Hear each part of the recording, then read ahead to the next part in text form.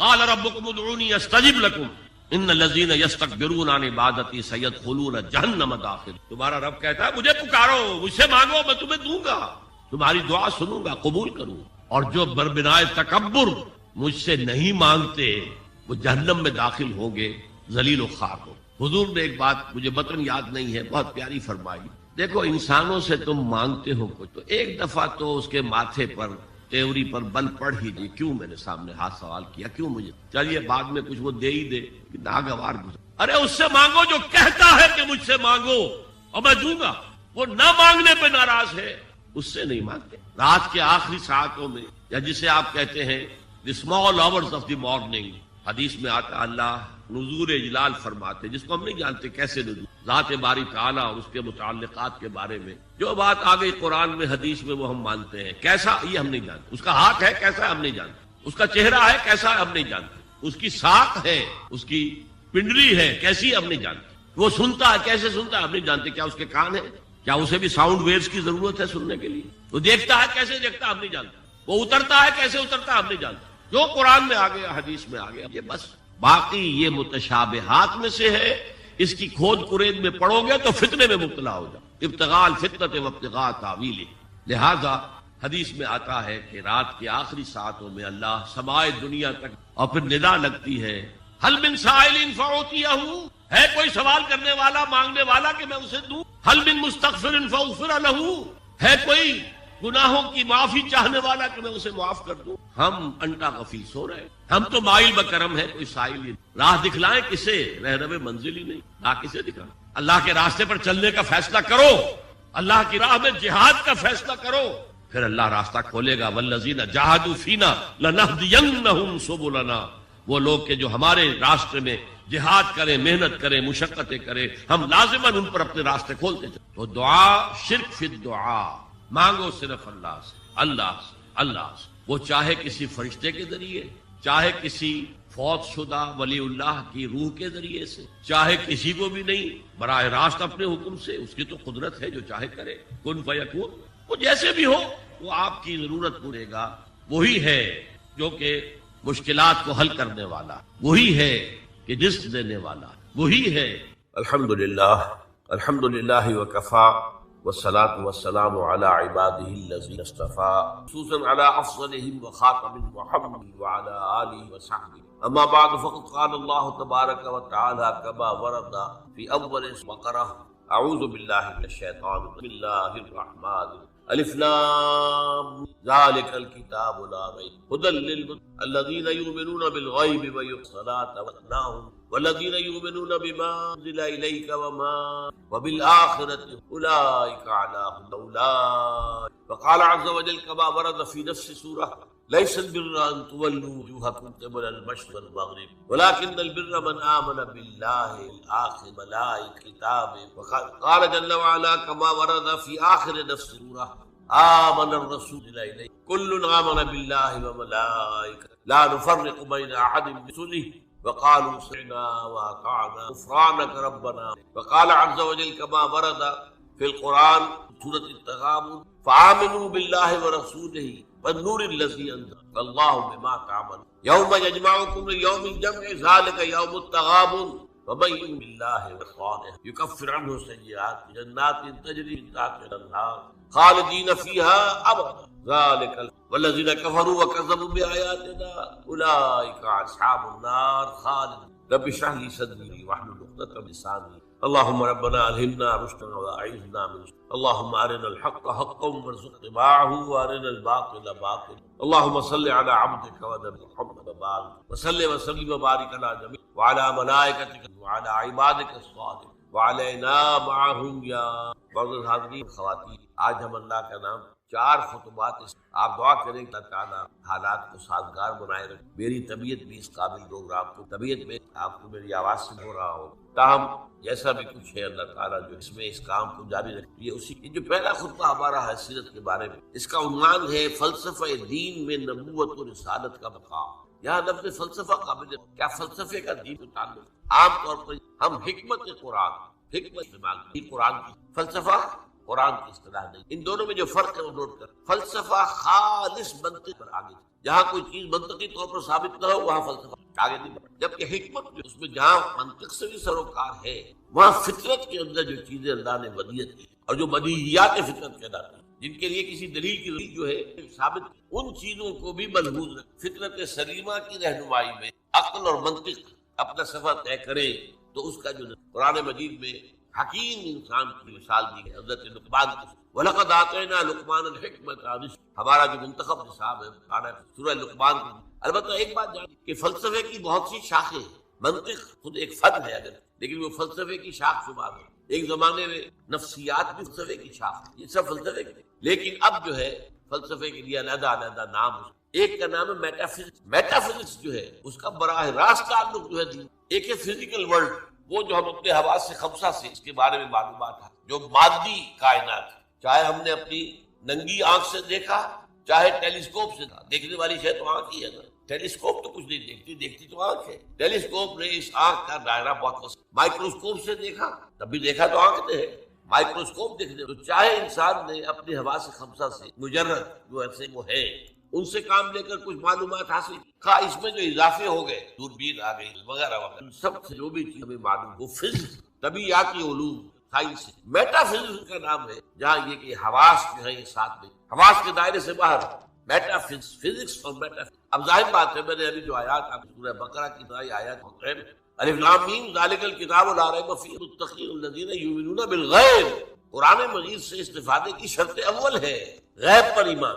غیب وہی چیزیں جو آپ کے حواس کے ذریعے آپ کی گرفت میں نہیں آتی آپ کے. اب ظاہر بات ہے ذات باری تعالیٰ ہے, ظاہر ہمارے دائرہ حواس سے بلکہ عقل سے وہم سے خیال سے ماورا وراؤ ثم وراؤ فرشتے ہیں انہیں ہم نہیں دیکھ سکتے. اور اسی طرح وحی ہے وہ کیا ہے, یہ سب جو ہے میٹا فزکس کا میدان ہے. اور فزکس کا میدان جو ہے جو میٹیریل ورلڈ ہے, جو بھی میٹیریل چیز, اور وہ میٹا.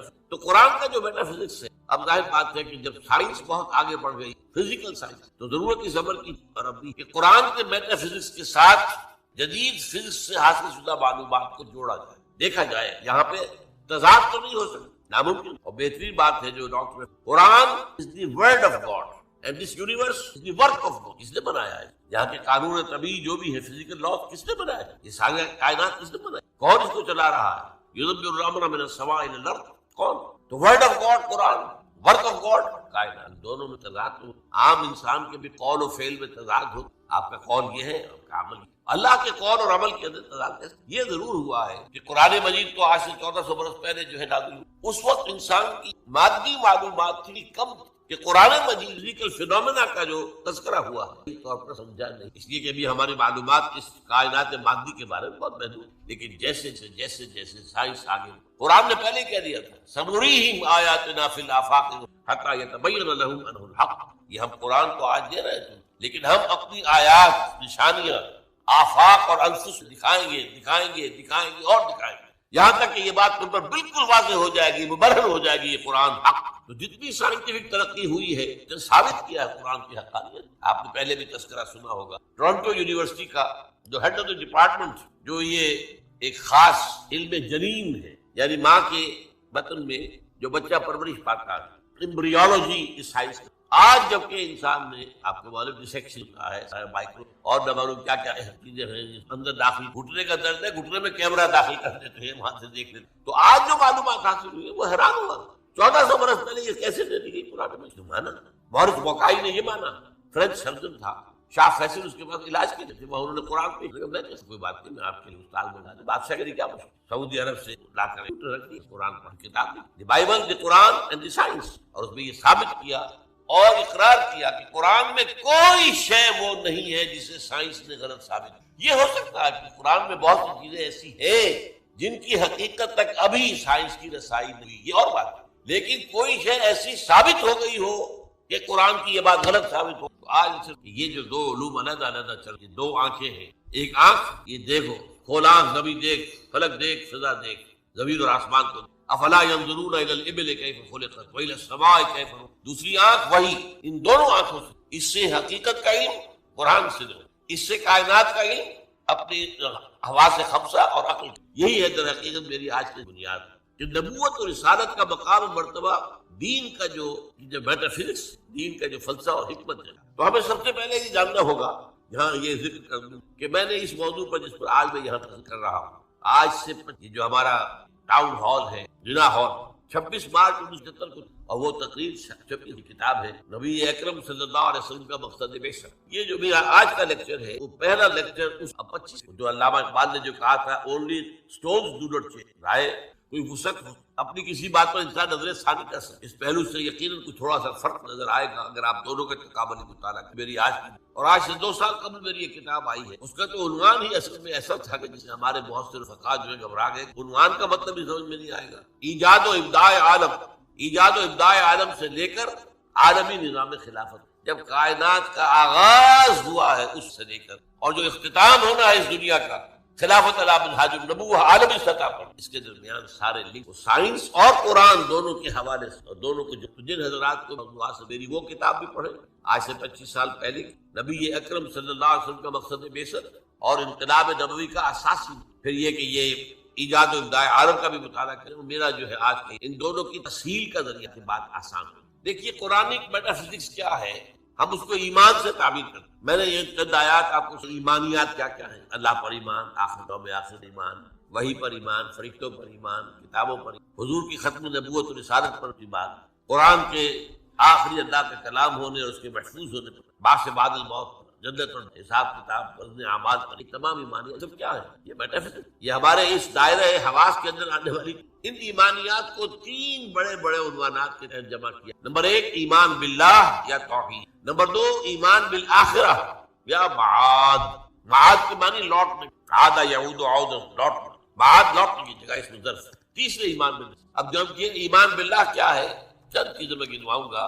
پہلی بات یہ کہ آج ہم یہ مانتے ہیں، ہم پہلے سے مانتے تھے، آج دنیا بھی مان رہی ہے، جو فزکس کا آپ سے کچھ عرصے پہلے کا دور تھا، 50-60 سال پہلے کا، اس وقت تک یہ مانا جاتا تھا کہ کائنات ہمیشہ سے ہے اور ہمیشہ رہے گی، یہ نیوٹونین دور کہلاتا ہے۔ لیکن آج ہمیں وہ بات معلوم ہے سائنس سے، جو قرآن ہمیں بتاتا ہے یہ کائنات ہمیشہ سے نہیں ہے، نہ ہمیشہ رہے گی، یہ خاص وقت پر پیدا کی گئی ہے اور ایک خاص وقت، آج سائنس نے اس کے لیے نقطہ آغاز اس کو کہا ہے بگ بینگ، ایک بہت بڑا دھماکہ ہوا تھا اس سے کائنات سے۔ پھر یہ تصور بھی ہے کہ کائنات ابھی پھیل رہی ہے، پھول جھڑی کی طرح، پھول جھڑی آپ کو معلوم ہے ایسے چکر لگاتے ہوئے پھیلتی، اسی طرح یہ کائنات ابھی پھیل رہی ہے، مزید گیلیکسیز وجود میں آ رہی ہیں۔ آپ اکثر و بیشتر اخبارات میں پڑھتے رہتے ہیں کہ آج ایک اور نئی گیلیکسی دریافت ہو، اتنے ملین ٹریلین لائٹ ایئرز دور ہے ہم سے، تو حساب کتاب میں آنے والی باتیں نہیں، لیکن یہ کہ اللہ تعالیٰ نے بھی فرمایا تھا یزید اللہ فی الخلق ما یشاء، اللہ اپنی تخلیق میں اضافہ کرتا رہتا ہے جو چاہتا ہے، یا کرتا رہے گا، دونوں معنی اس کے فعل مضارع میں فعل حال بھی ہے اور فعل مستقبل، اور اسی کو اقبال نے کہا یہ کائنات ابھی ناتمام ہے شاید کہ آ رہی ہے دمادم صدائے کن فیکون، تو نئی نئی چیز لیکن ایک وقت آئے گا، جیسے وہ فنر ہوتا ہے، وہ فنر جو ہے لپٹا ہوا ہے اس کو آپ کھینچتے، لیکن اگر چھوڑ دیں گے اس طرح کو پھر وہی آ جائے گا واپس۔ اسی طرح ایک وقت آئے گا کہ یہ کائنات جو ابھی تو پھیل گئی ہے، جا رہی ہے، ایک وقت میں اس کی ریورسل ہو جائے، اور یہ جو اب سمٹ کی پھر ایک نقطے پر قرآن میں نقشہ کھینچا گیا، یوم نطوی السماء کطی سجل للکتب، ہم یہ فضاؤں کو اور خلاؤں کو لپیٹ دیں گے۔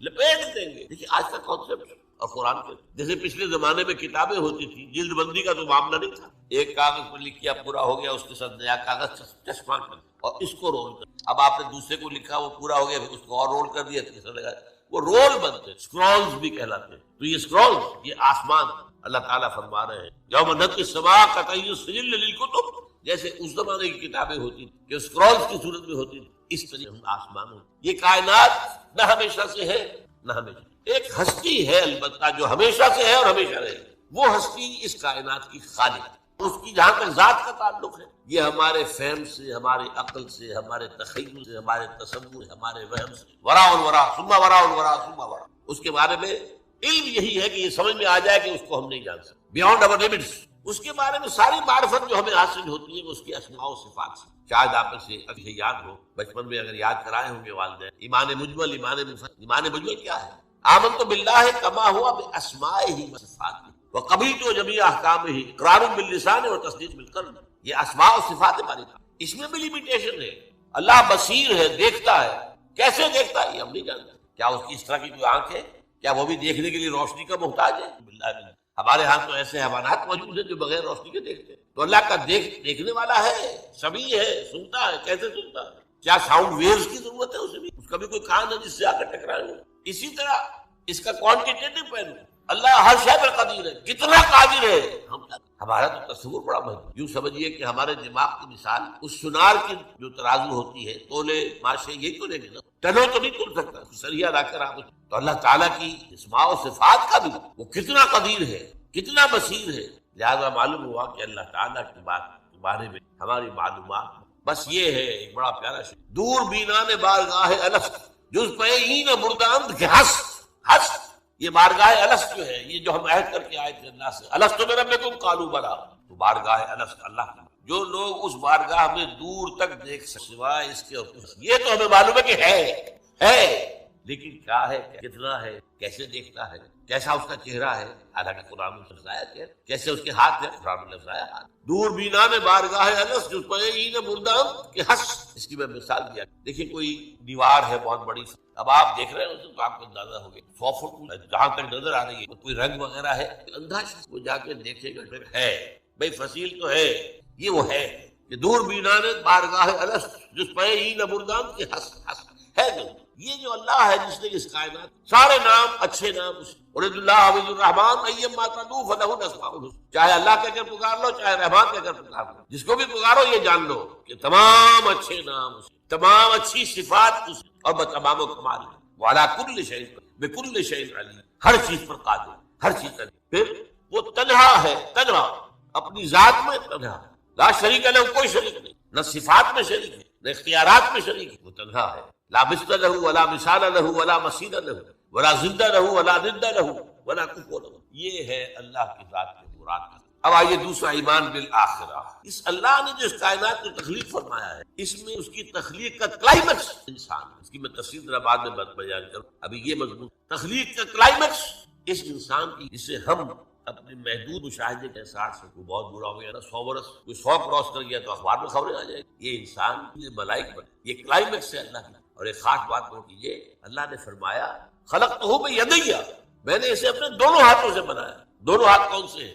ایک عالم امر ہے اور ایک عالم خلق، میں بتاؤں گا، اور یہ عالم و خلق یا اللہ کی ذات میں جمع ہے یا انسان کی ذات میں جمع ہے۔ باقی پوری کائنات میں یا کوئی شے ہے تو عالم خلق کی ہے، یا دوسری ہے تو عالم امر، دونوں چیزیں جمع ہیں اللہ کی ذات میں۔ اسی لیے حدیث ہے ان اللہ خلق آدم علی صورت، اور یہ حدیث ابو ہریرہ سے ہے رضی اللہ تعالی عنہ، اور بخاری اور مسلم دونوں میں اللہ نے آدم کو اپنی صورت پر بنا، اس سے اونچا مقام کیا ایسی بس 40 50 60 60 سال بعد میں بھی 80 کے بعد ہو 70 کے بعد ہو تو انسان کے جو ہے حواس کی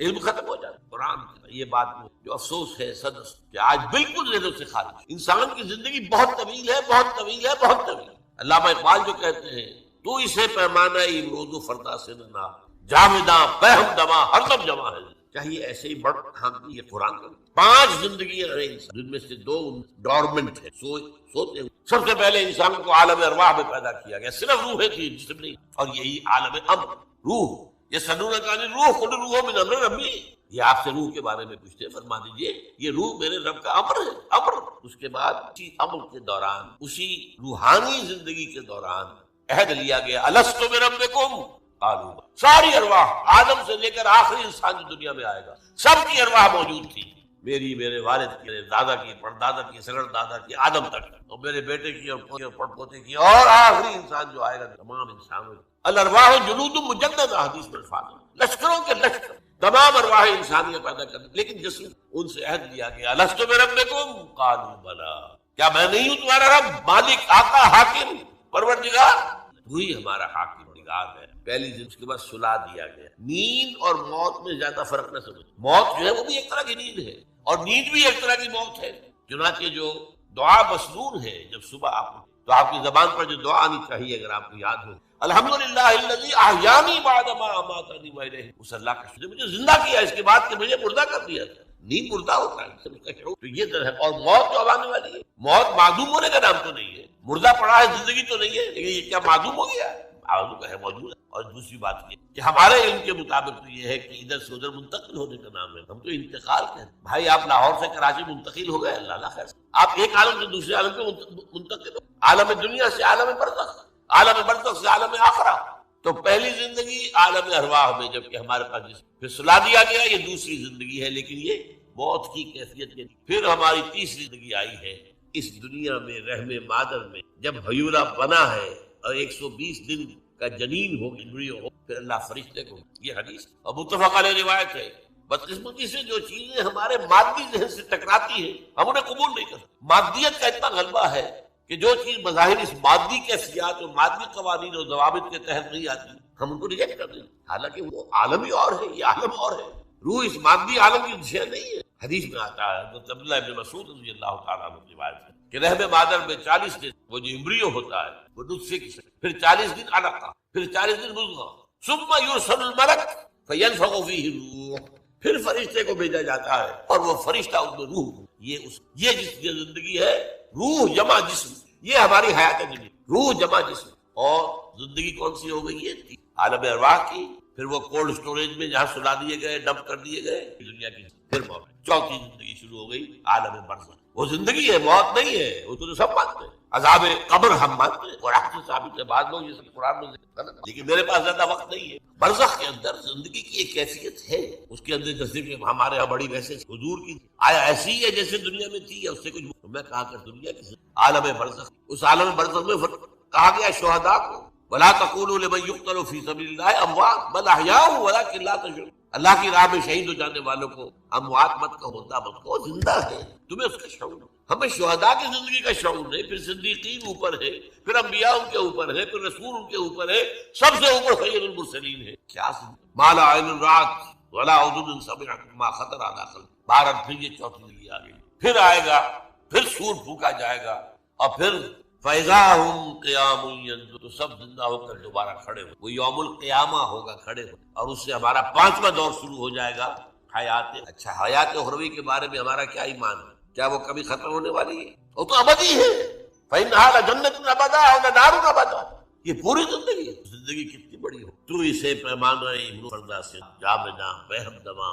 البتہ ایک کام کیا کیا ہے، یہ جو 2 موتوں میں پہلی موت جو کہ ہم عالم ارواح سے اس کے بعد سلا دیے گئے، موت آ گئی نا. پھر اللہ نے پھر جو ہمیں موت آنے والی ہے میری اور آپ کی، ان 2 موتوں تک کٹ گئی. یہ لمبا پروسیس، وہاں سے وہاں تک مبدا و معاد.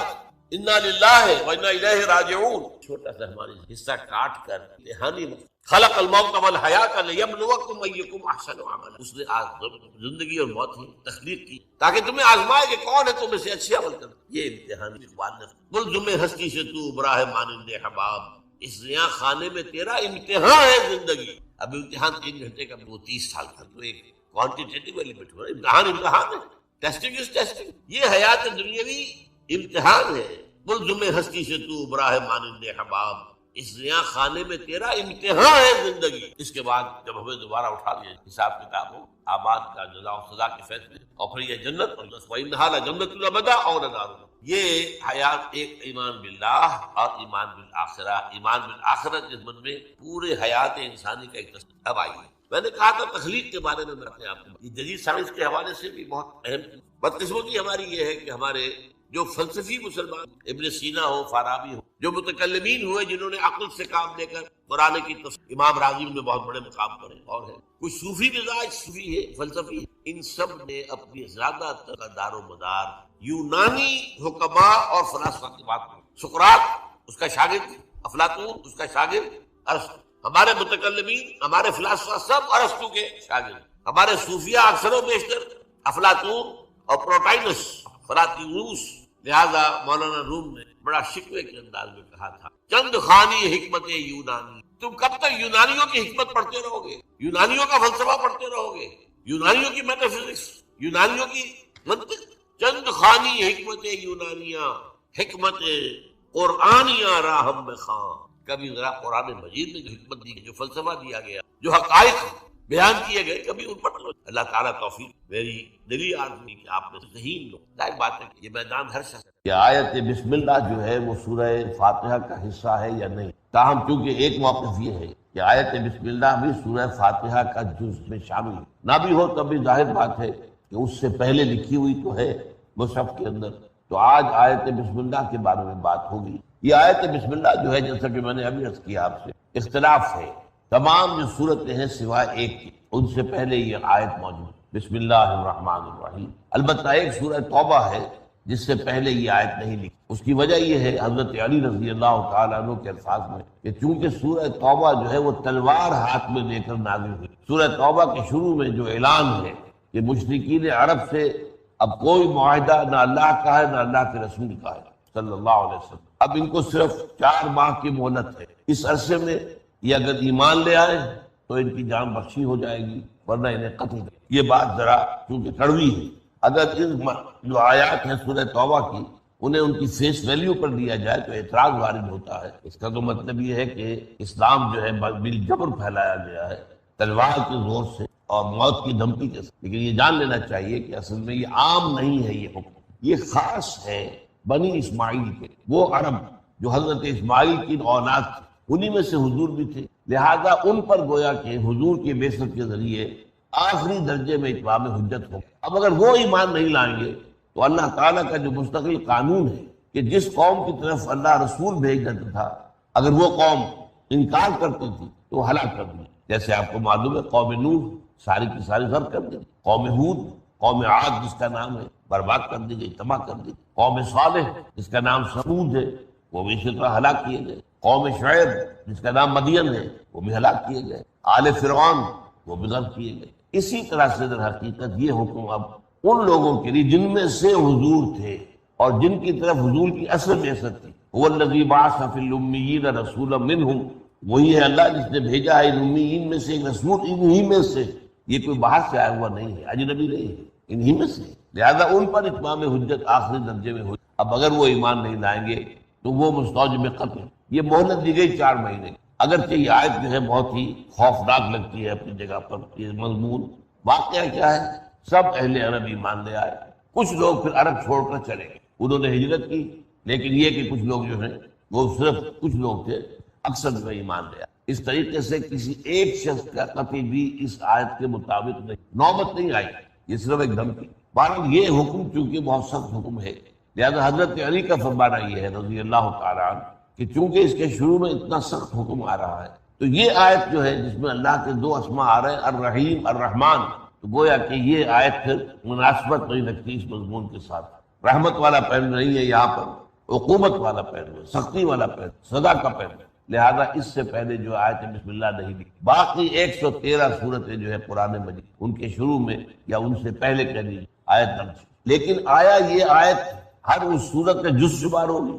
اس میں اختلاف ہے، ایک رائے یہ کہ نہیں، یہ کسی بھی صورت کے جز نہیں، سوائے وہ مقام جو میں نے ابھی آیات آپ کو سنائی ہے سورہ نمل میں، جس میں کہ واقعہ بیان ہو رہا ہے کہ وہ حضرت سلیمان علیہ السلام نے جو ایک خط لکھا تھا ملکہ سبا کا، اس میں یہ آیت وارد ہوئی۔ وہ میں نے آیت آپ کو سنائی ہے کہ ایک خط جو ہے ہدہد کے ذریعے سے، ایک پرندے کے ذریعے سے وہ خط جو ہے ملکہ کے خوابگاہ میں ڈال دیا، کوئی سفیر نہیں گیا تھا، کوئی انسان نہیں گیا تھا، نہ کوئی ڈاک کا نظام تھا، بہرحال اس نے وہ خط پڑھا، پھر اپنے دربار میں اس نے کہا قالت یا ایھا الملأ، اے سردارو، اے سرداران قوم، انی القی الیہ کتاب کریم، میرے پاس ڈال دیا گیا ہے لا کر ایک خط جو بہت ہی پرجلال خط ہے، بہت جلالت آمیز ہے، انہ من سلیمان، اور یہ خط سلیمان کی طرف سے ہے، وَإِنَّهُ بسم اللہ الرحمن الرحیم، اور اس کا آغاز ہوا ہے اس سے کہ نام شروع نام سے، اللہ کے نام سے کہ جو رحمان ہے اور رحیم۔ تو اس کے بعد یہ کہ اللہ تعالیٰ علیہ واتونی مسلم، حضرت سلیمان کے اصل مضمون کیا تھا اس خط کا کہ تم میرے مقابلے میں سرکشی مت کرو اور فرما برداری اختیار کر کے حاضر ہو جاؤ۔ تو یہ گویا کہ ایک الٹیمیٹم تھا حضرت سلیمان کی طرف علیہ السلام۔ بہرحال مشورہ ہوا، اس کے بعد وہ اور لمبی داستان ہو جائے گی، اس وقت جو ہے اس کا تعلق۔ تو یہ جو آیت ہے جیسا کہ میں نے عرض کیا، ایک رائے یہ ہے کہ ہر صورت کے ساتھ یہ جو ہے اس کا جز ہے، ایک یہ کہ نہیں قطع نہیں، یہ صرف بطور علامت لکھی، علامت کے طور پر یہاں ایک صورت ختم ہو گئی دوسری شروع۔ اب اس سے آپ سمجھ لیجئے کہ ایک بات اور حل ہو جاتی ہے کہ قرآن مجید کی کل آیات کی تعداد کے بارے میں اختلاف۔ اب پہلا اختلاف تو اسی سے ہو جائے گا، اگر تو اس آیت کے بسم اللہ کو کاؤنٹ کریں تو 113 جو ہے وہ بڑھ جائے گا عدد، اگر نہیں کریں گے تو 113 کم ہو جائے گا۔ لیکن یہ کہ بہرحال یہ ایک علمی مسئلہ ہے جو قراء کے مابین ہے، جو ماہرین قراءت ہے قرآن مجید ان کے مابین اختلاف ہے، لیکن یہ کہ بہرحال یہ قرآن مجید کی آیت تو ہے، اس لیے کہ سورہ نمل کے اندر موجود ہے، وَإِنَّهُ من سلیمان وإنہ بسم اللہ الرحمن۔ اب آئیے اس پر ہم غور کرتے ہیں اس آیت کے اندر بسم اللہ الرحمن الرحیم، اس سے پہلے جو ہے ایک فعل امر محذوف مانا جاتا ہے، جو کہا جاتا ہے ایک خبر کے انداز میں کہ میں اشرع بسم اللہ الرحمن الرحیم، میں شروع کرتا ہوں اللہ کے نام سے جو رحمان الرحیم۔ چنانچہ یہ آپ کو معلوم ہے کہ یہ ہماری تہذیب کا ایک جز بن گیا ہے، کوئی بھی کام ہو، اچھا کام جو بھی کر رہے ہو تو بسم اللہ الرحمن الرحیم اس سے اس کا آغاز کرو۔ تو اس طریقے سے یہ گویا کہ ہماری تہذیب کی ایک نمایاں علامت بن گئی، جیسا کہ میں نے پچھلے جمعے میں کہا تھا کہ ماشاء اللہ، انشاءاللہ، یہ ساری چیزیں جو ہے ہماری تہذیب کا الحمدللہ، سبحان اللہ، یہ ہماری تہذیب کا جز ہے اور ہمارے ایمان کا یہ گویا کہ اظہار ہے، اس کا خلاصہ ہے۔ تو جو کام بھی آدمی کرے شروع، وہ کھانا کھانے میں بیٹھا ہے بسم اللہ پڑھے، کوئی اور اچھا کام کرنے لگا ہے بسم اللہ الرحمن الرحیم، تو یہ گویا کہ اللہ کے نام سے یہ اسم کا لفظ جو ہے اگر علیحدہ لکھا جائے گا تو اسم لکھا، اسمہ احمد سورہ صف میں ہے، یہ وہ جن کی خبر دی تھی حضرت عیسیٰ علیہ السلام نے کہ میرے بعد ایک رسول آئیں گے اسمہ احمد، جن کا اسم گرامی احمد ہو، تو علیحدہ لکھا جائے گا تو اسم الف اس سے پہلے جو ہے وہ بولا جائے گا، لیکن یہ کہ یہ اصل میں اضافی ہے، لہٰذا بے جب شامل ہوئی تو الف نکل گیا، بسم اللہ، بے اسم اللہ نہیں ہے، بسم اللہ، بے اور سین جو ہے جڑے ہوئے، بسم اللہ الرحمن الرحیم۔ اب اصل جو مضمون ہے اس آیت مبارکہ کا وہ یہ ہے کہ اس میں اللہ تعالیٰ کے 3 اسماء آ رہے ہیں۔ آج ہمیں ساری گفتگو انہی کے بارے میں کرتے ہیں۔ سب سے پہلا اللہ، پہلی بات تو یہ جو لفظ ہے سب سے زیادہ عام ہے اللہ کے لیے، قرآن مجید میں بھی، ہماری بول چال میں بھی، اس لیے ایک رائے یہ ہے کہ یہ اللہ تعالیٰ کا اسم ذات ہے،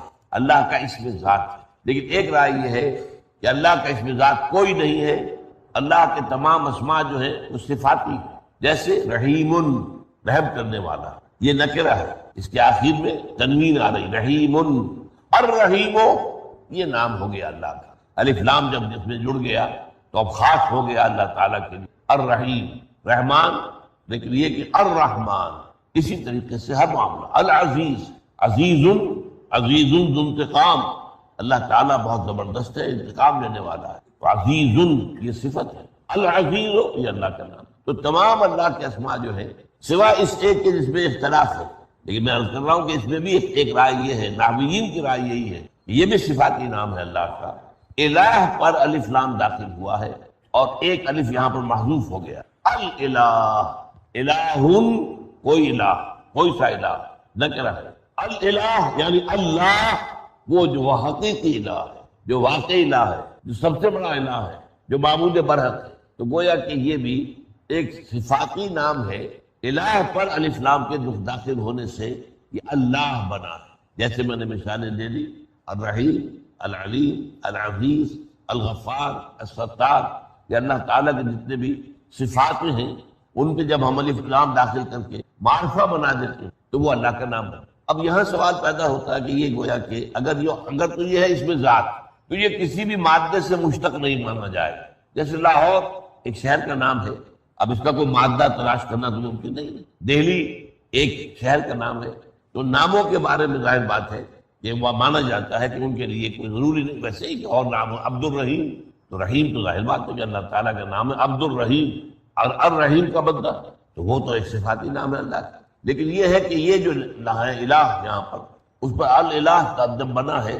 تو اس کا مادہ جو ہے اس کے بارے میں بہت سی آ رہا، اور یہ میں سمجھتا ہوں کہ واقعتاً یہی نام اس لائق ہے کہ اس کے بارے میں یہ سمجھا جائے، گمان کیا جائے کہ یہ اللہ کا اسم ذات ہے، اور صوفیاء کرام کی رائے ہمارے ہاں یہی ہے کہ یہ اللہ کا اسم ذات ہے، اگرچہ نحویین جو ہیں ہمارے ہاں جو گرامر کے ماہر ہیں وہ یہ کہتے ہیں کہ نہیں، یہ بھی اسی طریقے سے جیسے رحیم سے الرحیم بن گیا ہے، اسی طرح الہ سے الالہ یعنی اللہ بن، لیکن اب اس الہ کا مفہوم کیا کیا ہے، میں چند آپ کو گنواتا ہوں چیزیں، اس قدر جامع ہے یہ مادہ، اس میں جو مضامین نکلتے ہیں، الہ تحیرہ، تحیرہ متحیر ہو گیا، الہ کے ایک معنی یہ متحیر ہو جانا، اسی طریقے سے الہ تو الہ فلان، اس کی کیا معنی ہے، اے سکم تو الہ، میں نے فلاں کی طرف الہ تو اس کے معنی کیا ہے کہ میں نے اس کی طرف سکون حاصل، اس کے قریب جا کر مجھے سکون حاصل ہو۔ اسی طرح الہ الرجل یعلہ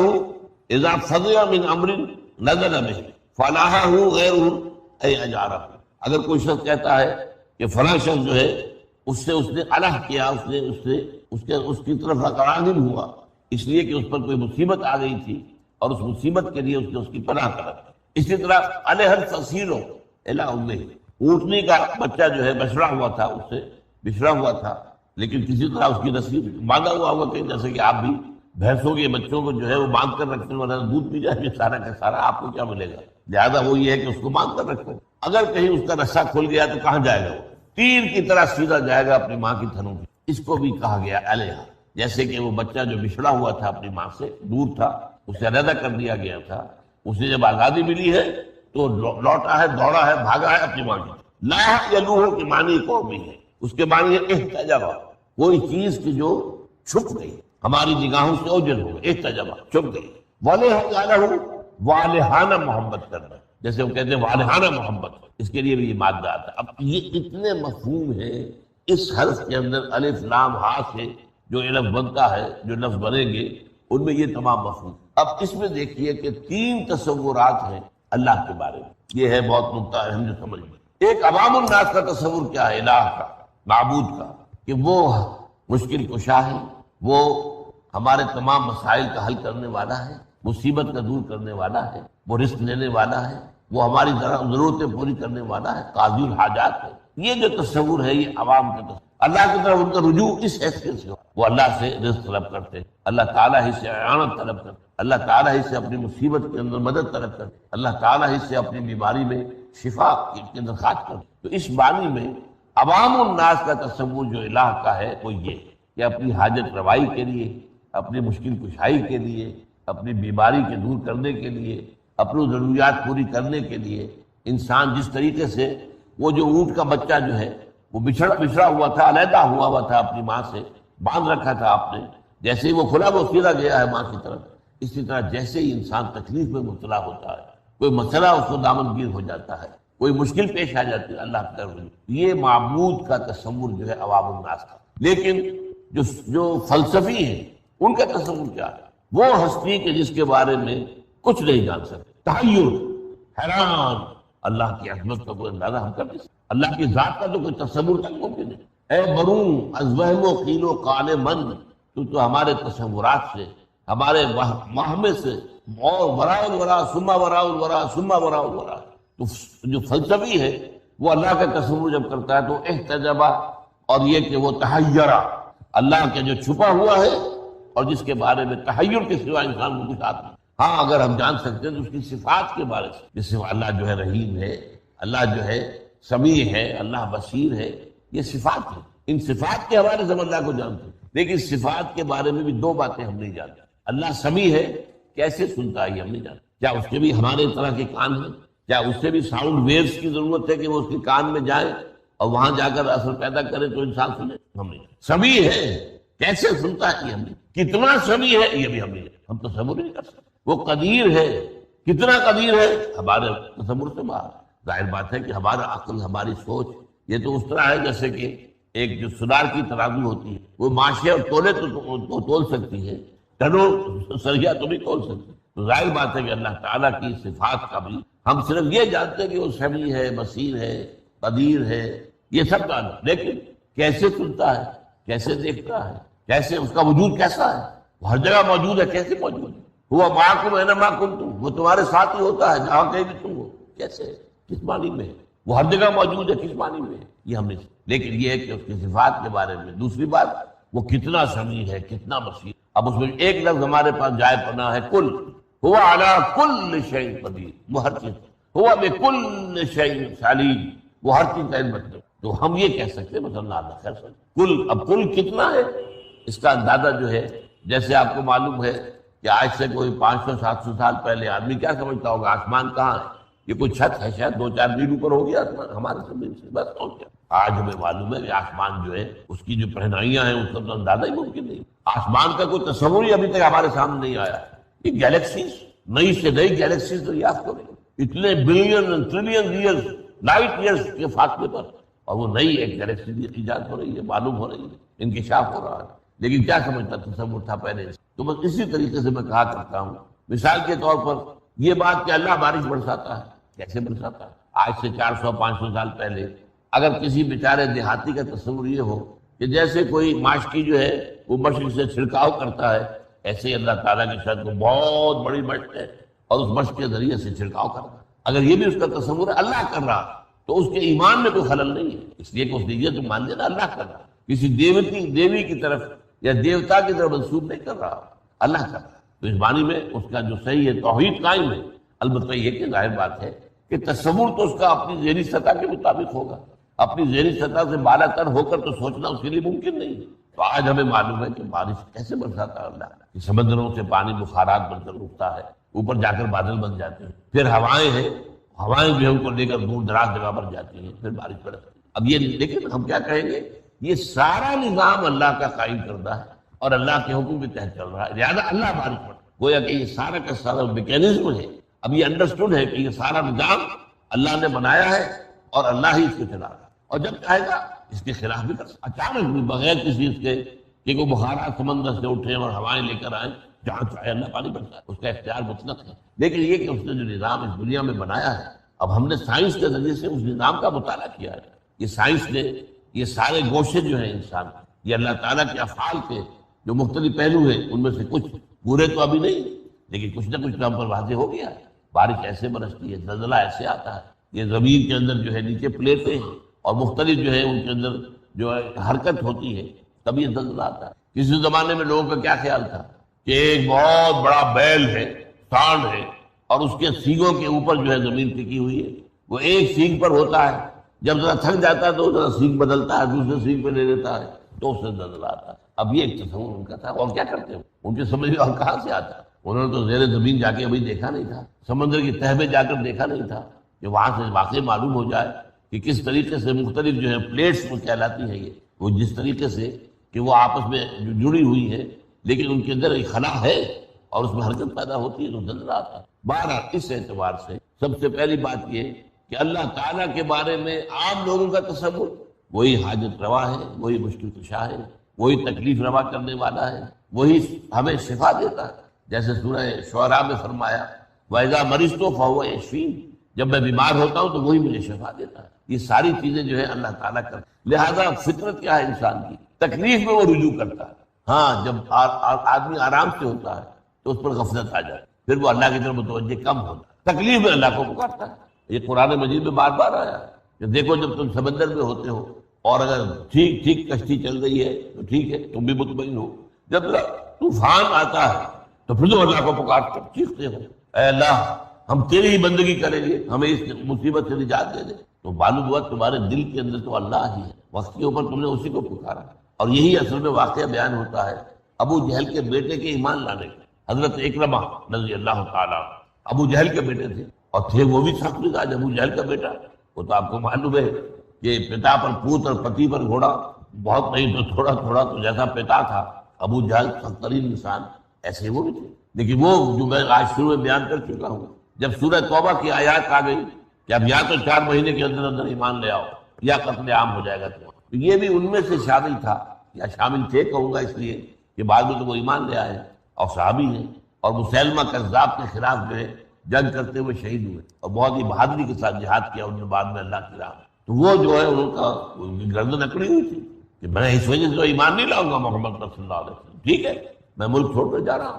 تو کبھی صحابہ کرام گئے تھے حبشہ کی طرف ہجرت کر کے، اب یہ جا رہا تھا، اب سمندر بحر قلزم درمیان میں ہے، کشتی میں تھا، کشتی پر طوفان جب آ گیا تو اس نے دیکھا کہ کشتی میں جتنے لوگ بیٹھ رہے اللہ کو پکار رہے، کسی نے ہبل کو نہیں پکارا، لات کو نہیں پکارا، منات کو نہیں پکارا، لات عزا صلاح، نے کہا بھائی یہی بات تو محمد کہتے ہیں صلی اللہ علیہ وسلم، یہ تو معلوم ہے کہ ہماری فطرت میں صرف اللہ ہے، یہ لات اور عزا اور منات اور یہ سب کے سب ہم نے گھڑ لی، ہماری فطرت سے کوئی تعلق نہیں، لہذا ایمان واپس آ کر یہ بھی کہا جاتا ہے کہ ان کی اہلیہ ایمان لے آئی تھی تو وہ جا کر لے کر آئی ہے، واللہ عالم یہ دیکھیں یہ واقعہ جو ہے میرے نزدیک زیادہ جو ہے قابل اعتماد ہے، واپس آ کر ایمان لائے۔ تو اسی طریقے سے یہ کہ فطرت کے اندر اللہ ہے، تکلیف میں مصیبت میں، البتہ یہ کہ جب ذرا راحت ہے، آسائشیں ہیں، پیسے کی ریل پیل ہے، تب اللہ تعالیٰ یاد نہیں رہتا، اکثر و بیشتر لوگ پھر وہ بھول جاتا ہے اللہ، اس کی طرف توجہ پھر اتنی نہیں ہے۔ کسی کو اصل میں کہا گیا ہے،